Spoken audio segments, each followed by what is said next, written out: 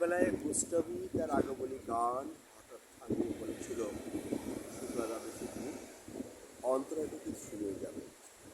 তারপর কত চন্দ্রভূপ, কত অমাবস্যা এলো গেল, সে গোস্বামী আজও কথা রাখিনি। ভাবছেন বন্ধুরা, আমি এখন আছি কক্সবাজার সমুদ্র সৈকতের লাবণী পয়েন্টে। পৃথিবীর সবথেকে বড় দীর্ঘতম সমুদ্র সৈকত এবং সি বিচ হচ্ছে এই কক্সবাজার। এখানে আমরা বেড়াতে আসছি, অনেক মানুষই আসছে, এখানে অনেক দর্শক আছে, এখানে দেশি বিদেশি পর্যটক আসে। আসলে খুব সুন্দর একটা জায়গা। এর আগেও অনেকবার আসছি, এবার আবার মেয়ে জামাই সহ আসছি, বন্ধু বান্ধব প্রায় 70 জনের মতো আসছি। খুবই ভালো লাগছে একটা বড় সমুদ্র সৈকতের মাঝে এসে। এখন আমরা বালুচরে ঘুরছি, আস্তে আস্তে ধীরে ধীরে এগোচ্ছি সমুদ্র বীচের দিকে।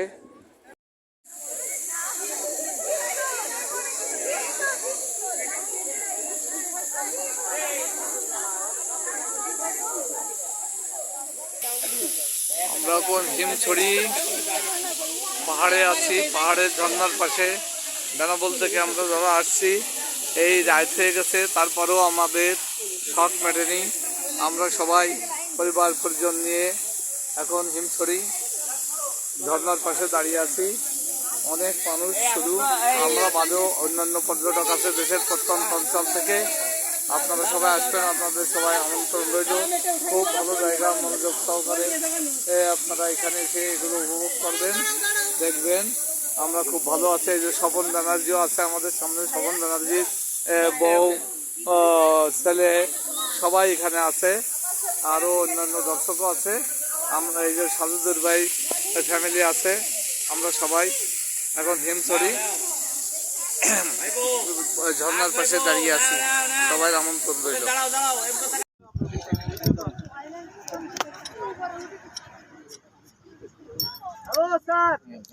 ভালো করে ওখানে ধরবো।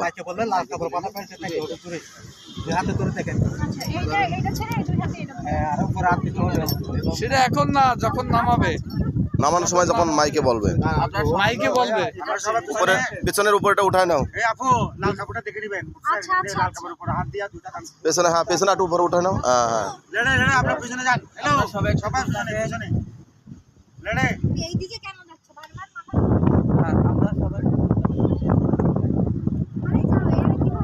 এখন ছেড়ে দিতে পারবে।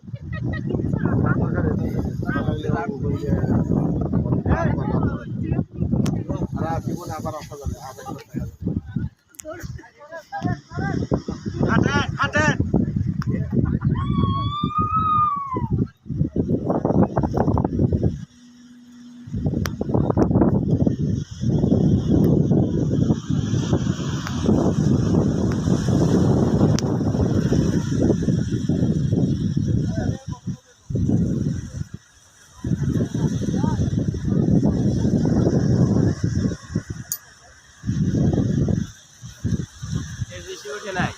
হ্যাঁ হ্যাঁ,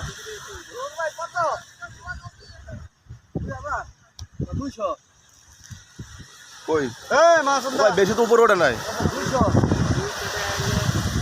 বছলি দেখালো দরকার।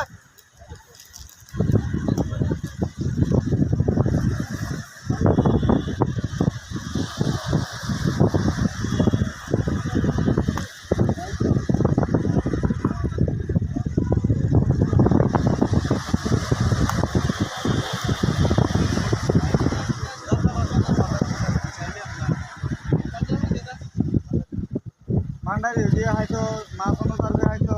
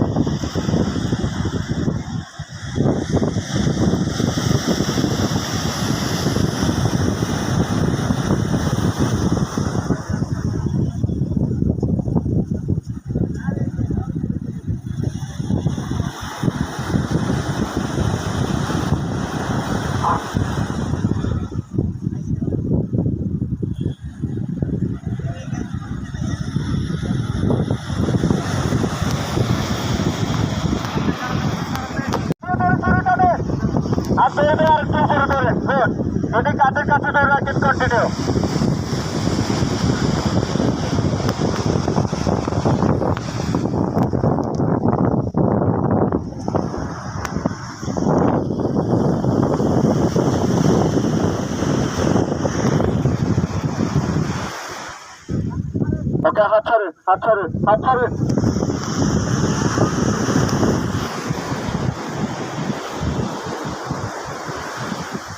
না, নেট থেকে যাবে না।